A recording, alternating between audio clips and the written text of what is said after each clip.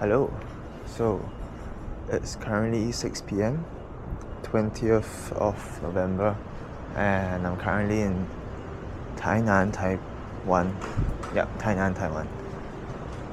So this is a bit impromptu, but as I embark on this 1 week solo trip, I kind of want to document down some of the feelings that I have as of right now, as I feel that the future me would probably want to look back and remember these confusing times and the feelings that I've had back then in the past, which is now.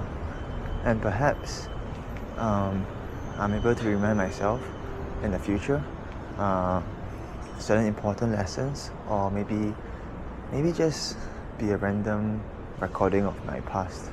The main thing that I want to talk about is overthinking.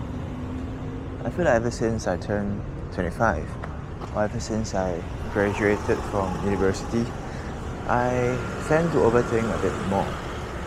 Or maybe there are signs of this even before I graduated from university.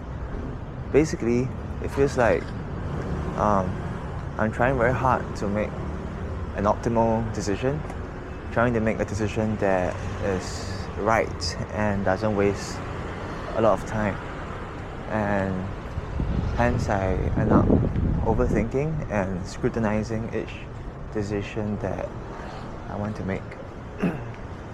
And there are merits to this. Of course, if you overthink, means that you probably have considered alternatives, and at least the decision, if you make it in the end, isn't one that you just anyhow make it,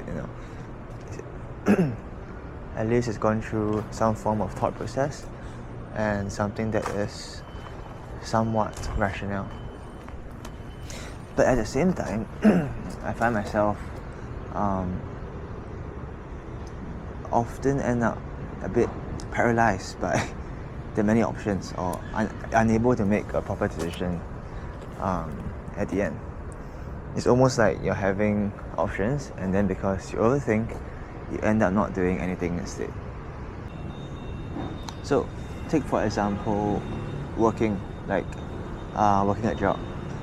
Well, I'm really grateful that having this job, allows me to continue to learn in my field, and also not just that, but also brings financial income, enabling me to be able to be here right now, having this solo trip, being able to explore the world, and being able to put food on the table. And not just that, but also save for the future. So there are generally a lot of perks and things I'm grateful for because of my job. But at the same time,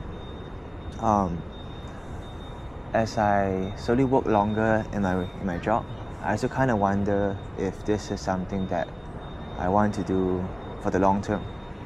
Because there are certain things that I do feel is draining, a bit too draining, like mentally and physically, and I sometimes question whether it's worth it. It's not about, maybe it's not even about whether it's worth it, but if I'm feeling this kind of stress, kind of negative stress, does this mean that I'm in the wrong environment? And yeah.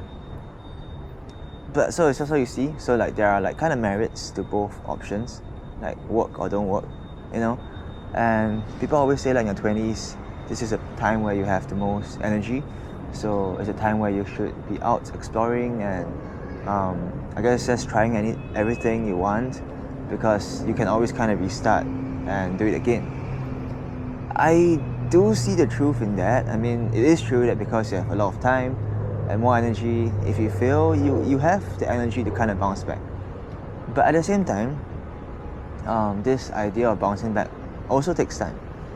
And if let's say a job, if you continue working a job, the good thing is that it enables you to save for the future. Because if you just go and explore the world, maybe go and backpack, do a month-long like a caravan trip or something like that, you may gain a lot of life experiences, but maybe a couple of years, a decade later, you may have to pay the price by working or trying to work longer so that you are able to sustain your retirement or even your family, those kind of things. Whereas if you maybe you in your 20s you stick by a day job and you get the stable income, you invest well, you are able to retire earlier, even though yes, you may not be as energetic and may not be as youthful when you retire, but at least your runway after retirement's a lot longer.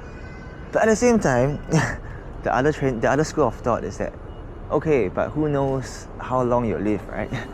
Since you only live once, so maybe you should be actually just going out and explore, and don't be so constrained by the idea of retirement and saving for the future. So my point is, like, there's a lot of school of thoughts, and I feel like they all make sense. They're all like rationale. So while there are contradictions, but the contradictions are pretty rational contradictions.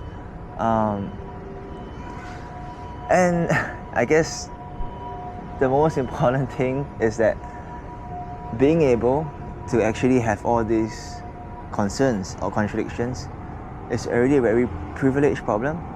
And I think I recognize that myself, is that being able to even think about these ideas and being able to even be bothered by these kind of things, like, oh, should I be working harder or should I be having more fun now? Like, this in itself is a very, very, very fortunate thing to even have. And I think that's something that is quite true. And maybe this is the answer to not overthink. Because for those of us who are fortunate to be able to do so like that, to be able to have this kind of concerns, maybe it's a sign that we have a duty to kind of make the best out of it. Like, maybe we shouldn't be thinking so much, since we are kind of lucky to be in this position, and we can afford to kind of take a bit more risk compared to maybe someone who's a bit less fortunate, in a sense where they only have one option in that sense. So yeah, I feel like this is something to take note for those of us who are a bit luckier. Hence, with that said, I feel like I am grateful to be so called burdened or to even have these kind of problems, and I feel like there's a greater need for me to kind of like a duty to make sure that I live a good life, since this is a fortunate and privileged life. So I hope to have this mindset as well moving forward, and maybe apply it on more things in life. And that's it. Have a good day, future you, and anyone watching.